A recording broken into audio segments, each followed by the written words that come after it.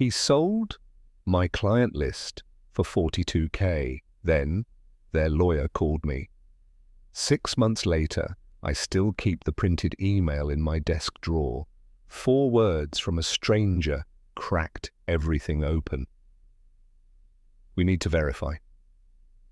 Those 4 words ended Marcus Bellfield's career on a Friday afternoon. But you need to hear how we got there. I joined Cortland Industrial Supplies 8 years ago as a junior account rep.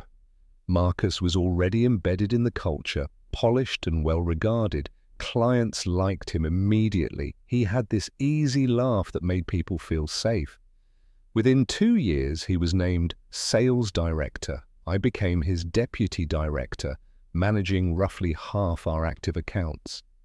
Our client list was the crown jewel of the business, 437 accounts built over 11 years of hard work. Some of those relationships stretched back to the company's founding partners. Personally, I had cultivated 63 accounts over 6 years of calls and site visits. That list carried an internal valuation of just over $300,000. Marcus and I held the only 2 credentials with full export access. For 7 years, I trusted him without question. He advocated for my raises every review cycle.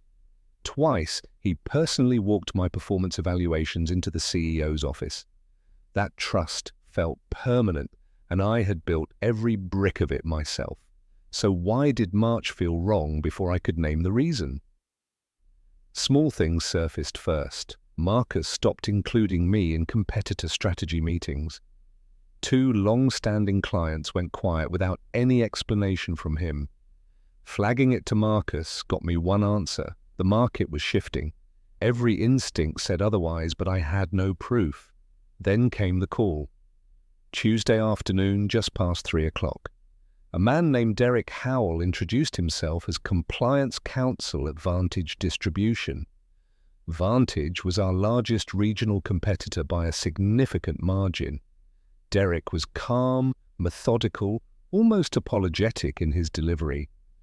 Vantage was conducting due diligence on a recent data acquisition, he said, specifically a purchase directory of industrial client contacts.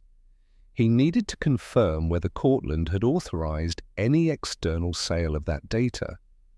My stomach dropped before he reached the end of that sentence. Vantage had paid $42,000 for a proprietary client directory. 2 wire transfers 12 days apart sent to a private broker in February. Derek's team flagged inconsistencies in the seller's authorization paperwork during routine review. The authorization letter carried my name, my forged signature. Meanwhile, my supposed written approval. Derek had a copy in front of him, and it looked convincing. You wouldn't believe how steady my voice stayed on that call. My hands were shaking under the desk the entire time. Notes filled half a legal pad before Derek finished speaking. Thanking him was the hardest sentence I've ever delivered without emotion. Then I sat completely still for nearly 4 minutes. Our company attorney, Renata Cole, was my first call. She told me clearly, do not approach Marcus, do not email him. Next, do not signal anything. Renata arrived at the office within 90 minutes. She brought a forensic IT specialist named Gary Ohm. Gary pulled the export logs before 5 o'clock. Marcus had accessed the full client database on February 7th at 11:48 p.m. His own login credentials confirmed the access, not mine. Gary found the forged authorization letter buried in a mislabeled subfolder. Vantage's compliance team voluntarily provided the wire transfer records directly to Renata. $42,000, 2 installments deposited into an account registered to Marcus personally. The paper trail ran in one clean, unbroken line straight to him. Our annual regional sales summit fell on that Friday. 41 staff members, 3 executives, and 2 client representatives were in attendance. Gerald Fasano, our CEO, had been fully briefed by Thursday morning. Nobody altered the agenda. Still, nobody warned Marcus. Marcus walked into the conference room smiling, laptop under his arm. He took his usual seat at the head of the table. Gerald opened the meeting, paused mid-sentence, and asked Marcus to step outside. 2 HR representatives and Renata were already waiting in the hallway. Marcus looked confused for exactly 1 second. Then his expression changed completely. We heard nothing through the closed door for 20 minutes. Security arrived, escorted him to his office, and waited while he packed. Marcus walked the full length of the building past the conference room window. Every person at that table watched in silence. My hands stayed flat and still on the conference table.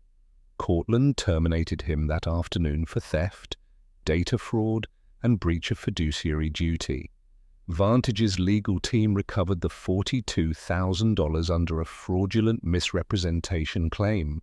Cortland filed a civil suit and submitted a separate criminal referral for wire fraud. His reputation in an industry built on vendor trust effectively ceased to exist. Loyalty means protecting what everyone built together. When someone treats your trust as inventory they can quietly sell, the numbers surface eventually. Derek Howell's compliance call proved that. What would you have done when that call came in?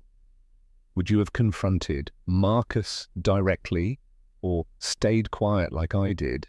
Tell me in the comments and subscribe to Karma Served Cold, because next week's story involves a forged deed and a very unfortunate open house.